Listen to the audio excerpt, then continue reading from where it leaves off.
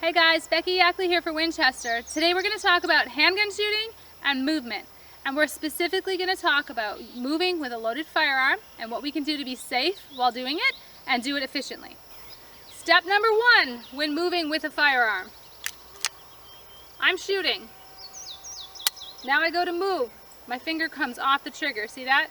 It comes off the trigger. I can lay it alongside the frame, outside the trigger guard, so that as I move, say I wasn't that graceful and I tripped. The human body's natural reaction is to tense up. And I don't want to tense up and have my finger tense on the trigger. If my finger's along the slide and I tense up, all that happens is I push that slide. So you might see some really exaggerated fingers off the trigger. And that's okay. My personal preference is to put the finger alongside the frame so that was I to trip or tense up, I can't squeeze the trigger. Last thing about your trigger finger is that it's not going to go back onto the trigger until you're about ready to take that next shot. So as you're coming into position, you're going to push the gun out, you're going to pick up your sights, and then as you're coming on the target, your finger is going to go back on the trigger.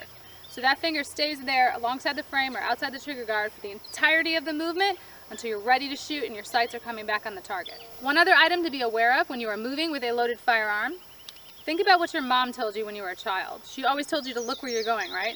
If you were a klutzy child, you might have heard that a lot. However, it is very important when you're moving with a loaded firearm to look where you're going. You want to be sure that you're going in the right direction, you're not going to trip on a fault line or a rope.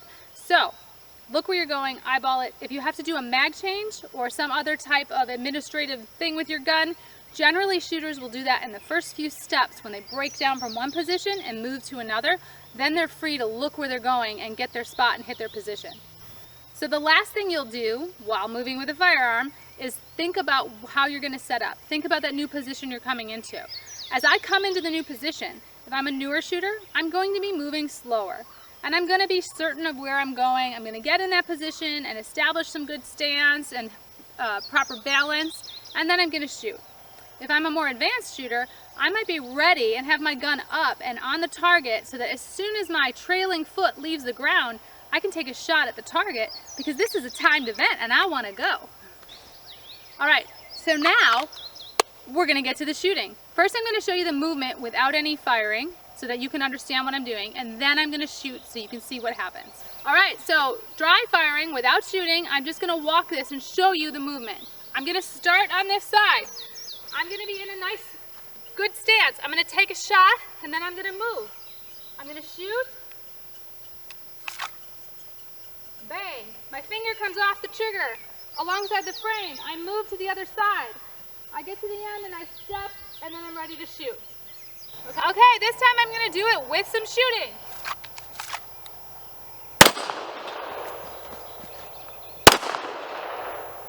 Now, I didn't really set up there because I knew I was going to take a single shot. I knew that I wasn't going to be standing there shooting some very difficult target. I'm really close. It's one single plate I was going to hit. Was I going to shoot a whole plate rack or something smaller like that dueling tree? I'd set up. Okay, so hopefully you got the idea there that movement requires you take your finger off the trigger, you lay alongside the frame out of the trigger guard, you look where you're going, and you set up to take your next shot once you get to your new position. When you go to do this in practice, be very safe. Do it slow at first. You can do it walking speed and just get used to it, especially for new shooters and younger people. But this will give them confidence as they're handling firearms. It'll give them confidence as they're going out to the deer stand or duck blind when they're hunting with you. Once you've tired yourself out doing this drill, running back and forth, dry firing, go to the range and do it. And then when you're really tired, go home and check out Winchester's blogs, and you can follow us on Facebook, Twitter, Instagram, and find out a lot more about handgun shooting this year.